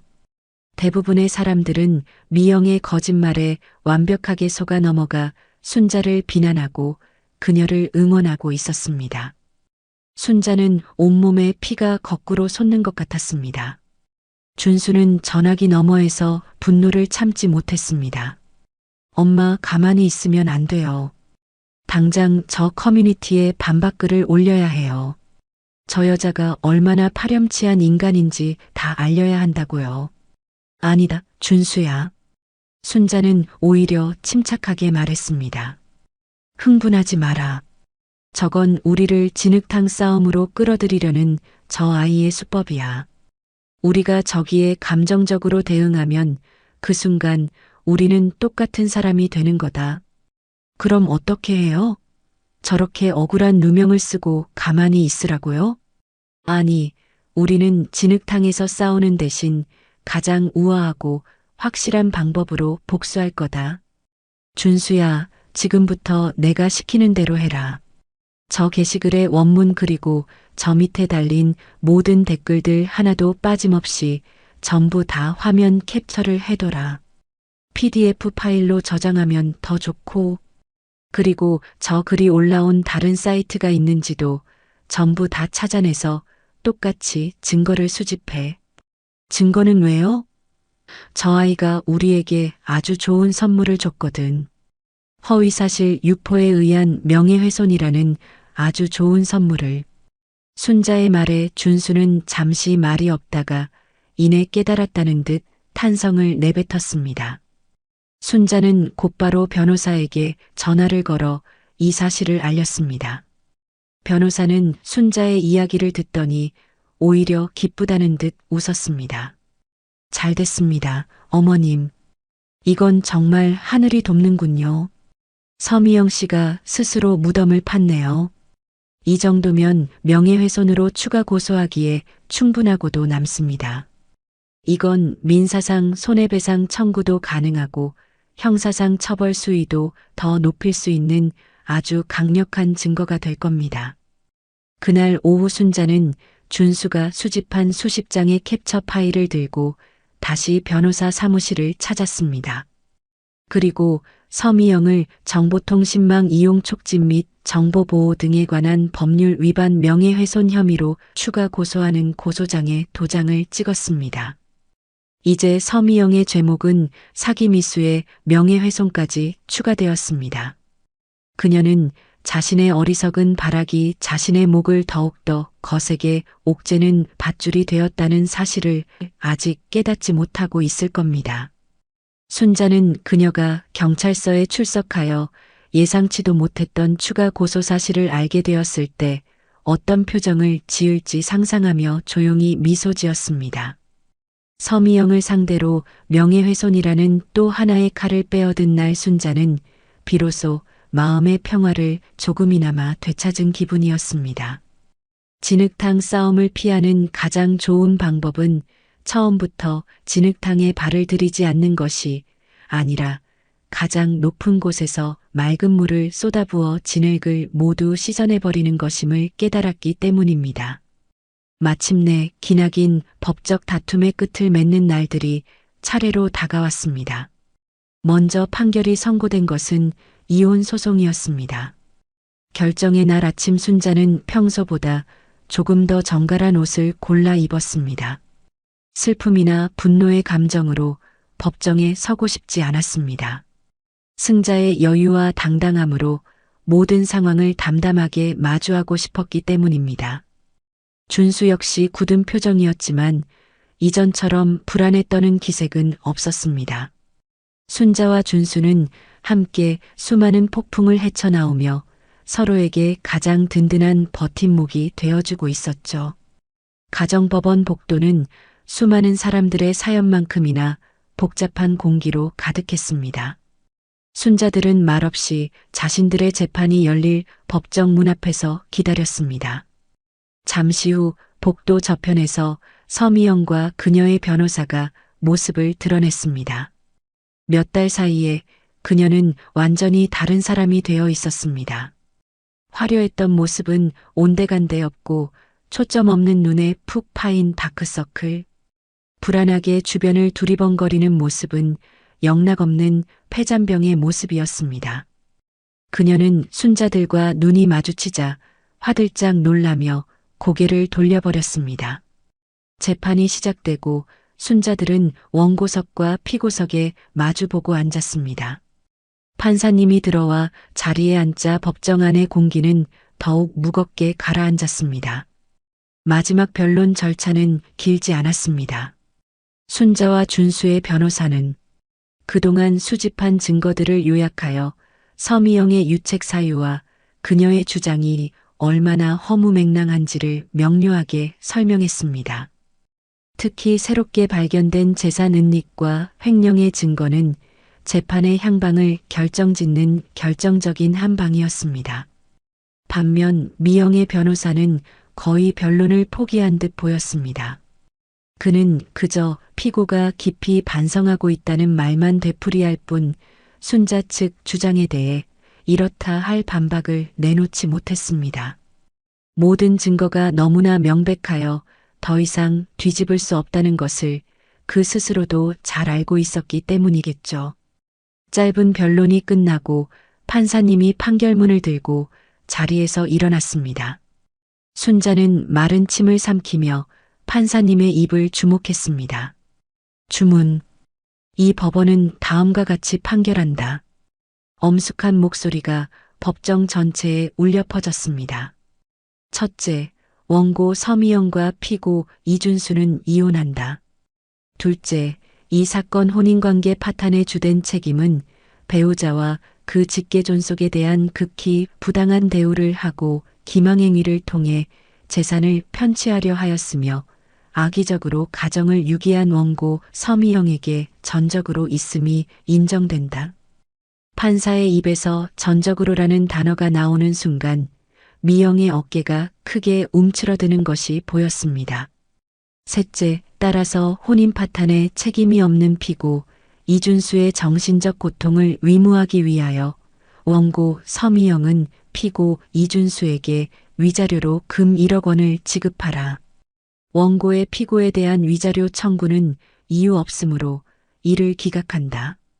넷째, 재산 분할에 관하여 당사자들이 현재 거주 중인 아파트의 임차 보증금과 주요 가전도구는 피고의 모친인 이순자가 그 비용을 부담한 사실이 명백하므로 이는 피고의 특유재산으로 봄이 타당하다. 따라서 원고의 재산분할 청구는 모두 기각하며 오히려 원고는 부부 공동생활 중 발생시킨 부정한 채무에 대해 변제할 책임이 있다. 다섯째, 소송 비용은 모두 패소자인 원고가 부담한다. 땅땅땅. 의사봉 소리가 법정 안을 3번 울렸습니다. 완벽한 압도적인 승리였습니다. 미영은 위자료는커녕 단 한 푼의 재산도 받지 못하게 되었을 뿐만 아니라 오히려 순자의 아들에게 위자료와 소송 비용까지 물어줘야 하는 처지가 된 것이었습니다. 그녀는 판결 내용을 제대로 이해하지 못한 사람처럼 한동안 멍하니 허공을 응시하다가 이내 책상 위로 쓰러지듯 오열하기 시작했습니다. 하지만 그 눈물에 동정표를 보내는 사람은 법정 안에 아무도 없었습니다. 그로부터 한 달 뒤 더 큰 심판의 날이 찾아왔습니다. 형사재판의 선고 공판이었습니다. 사기미수, 횡령, 명예훼손 등 여러 죄목으로 기소된 미영은 이제 수의를 입고 피고인석에 앉아 있었습니다. 그녀의 곁에는 국선 변호인이 앉아 있었죠. 아마 비싼 변호사를 선임할 돈조차 없었을 겁니다. 형사법정의 분위기는 가정법원과는 비교할 수 없을 정도로 차갑고 무거웠습니다. 검사는 논고에서 서미영의 범행 수법이 매우 치밀하고 악의적이며 피해자들에게 깊은 상처를 주었음에도 불구하고 진심으로 반성하는 모습을 보이지 않는다며 죄질에 상응하는 엄중한 처벌을 내려달라고 재판부에 요청했습니다. 재판 과정에서 순자는 다시 한번 증인석에 서야 했습니다. 하지만 이번에는 피해자 진술 자격이었습니다. 순자는 판사님을 똑바로 바라보며 준비해온 글을 차분히 읽어 내려갔습니다. 존경하는 재판장님, 저는 오늘 이 자리에 피고인에 대한 강력한 처벌을 요구하기 위해 선 것이 아닙니다. 저는 다만 한 인간의 탐욕과 이기심이 어떻게 한 가정을 무참히 파괴할 수 있는지, 그리고 그로 인해 남겨진 상처가 얼마나 깊은지를 말씀드리고 싶습니다. 피고인은 제 며느리였습니다. 저는 피고인을 가족으로 믿었습니다. 하지만 피고인은 그 믿음을 배신하고 제 목숨을 담보로 제 재산을 탐했습니다. 또한 제 아들의 인생을 망가뜨렸고 허위 사실을 유포하여 제 명예를 짓밟았습니다. 바라건대 재판장님께서는 법과 원칙에 따라 피고인의 죄를 엄중히 물어주시어 다시는 우리 사회에 저와 같은 억울한 피해자가 나오지 않도록 경종을 울려주시길 간곡히 부탁드립니다. 순자의 진술이 끝나자 법정은 잠시 숙연한 침묵에 잠겼습니다. 피고인석에 앉은 미영은 고개도 들지 못한 채 온몸을 떨고 있었습니다. 마침내 선고의 시간이 다가왔습니다. 판사님은 판결문을 읽기 전 한참 동안 미영을 나무랐습니다. 피고인 서미영. 피고인은 배우자와 그 가족의 신뢰를 악용하여 용서받을 수 없는 범죄를 저질렀다. 돈에 대한 그릇된 욕망이 피고인의 눈을 멀게 하고 인간으로서 마땅히 지켜야 할 최소한의 도리마저 잃게 만들었다. 특히 자신의 범행을 은폐하기 위해 인터넷에 허위 사실을 유포하여 피해자의 명예를 심각하게 훼손한 점은 죄질이 매우 불량하다. 판사의 질책을 듣는 동안 미영의 얼굴은 하얗게 질려갔습니다. 이에 본원은 피고인의 죄책이 매우 무겁다고 판단하여 다음과 같이 선고한다. 피고인 서미영을 사기미수, 횡령, 정보통신망법상 명예훼손죄를 병합하여 징역 2년에 처한다. 다만 피고인이 뒤늦게나마 자신의 범행을 모두 자백하고 반성하는 태도를 보이는 점, 피해 회복을 위해 일부 금액을 공탁한 점 등을 감안하여 그 형의 집행을 3년간 유예한다. 또한 피고인에게 보호관찰을 받을 것과 300시간의 사회봉사를 명한다. 땅땅땅. 다시 한번 의사봉 소리가 법정을 울렸습니다. 집행유예 실형은 면했지만 그녀는 이제 빼도 박도 못하는 전과자가 되었습니다. 그녀의 신상 정보에는 평생 지워지지 않을 주홍 글씨가 새겨진 것입니다. 순자는 교도관에게 이끌려 나가는 미영의 초라한 뒷모습을 보며 비로소 길고 길었던 싸움이 완전히 끝났음을 실감했습니다. 그날 저녁 순자는 아들을 위해 아주 오랜만에 갈비찜을 만들었습니다. 순자들은 아무 말 없이 그저 묵묵히 밥을 먹었습니다. 승리의 기쁨보다는 모든 것을 제자리로 돌려놓았다는 안도감이 더 컸습니다. 밥을 다 먹고 난 뒤 준수가 불쑥 말했습니다. 엄마 정말 고생 많으셨어요. 그리고 감사합니다. 엄마는 제게 엄마이자 스승이자 제 인생의 영웅이세요. 아들의 진심 어린 말에 순자의 눈시울이 뜨거워졌습니다. 순자는 애써 웃으며 말했습니다. 영웅은 무슨 그냥 내 아들 지키려는 억척스러운 엄마였을 뿐이지. 이제 다 지났고 우리 아들 인생 새로 멋지게 시작하는 거다. 알았지? 네, 엄마. 꼭 그렇게 할게요. 순자와 준수는 서로를 보며 환하게 웃었습니다. 지독한 태풍이 지나간 뒤 순자와 준수의 땅은 더욱 단단하게 굳어져 있었습니다. 모든 법적인 절차가 먼지처럼 가라앉고 서미영이라는 이름 석자가 순자와 준수의 삶에서 완벽하게 소거된 후 비로소 진정한 평화가 찾아왔어요. 시간은 상처를 치유했고 순자와 준수는 그 시간 속에서 서서히 그리고 단단하게 일상을 회복해 나갔습니다. 그렇게 몇 번의 계절이 바뀌었습니다. 준수는 놀라울 정도로 긍정적이고 강한 사람으로 변해 있었습니다. 그는 다니던 회사를 그만두고 평소에 관심이 있었던 목공 기술을 배우기 시작했습니다. 거친 나무를 다듬고 자신만의 가구를 만들어내는 과정에서 그는 과거의 상처를 치유하고 새로운 삶의 기쁨을 찾아나가는 듯 보였어요. 주말이면 땀에 젖은 채 자신이 만든 작은 의자나 책꽂이를 들고 순자의 집을 찾아와서는 아이처럼 자랑하곤 했습니다. 그 모습을 보는 것이 요즘 순자의 삶의 가장 큰 낙이었습니다. 그 후로 순자의 삶은 온전히 순자 자신을 위한 시간들로 채워지고 있습니다. 이제 순자는 더 이상 누군가의 희생을 통해 존재하는 사람이 아닙니다. 일주일에 2번은 문화센터에서 수채화를 그리고 주말에는 오랜 친구들과 함께 기차를 타고 낯선 곳으로 여행을 떠납니다. 순자의 베란다 작은 정원에는 새로운 품종의 난초들이 저마다의 아름다움을 뽐내며 자라고 있어요.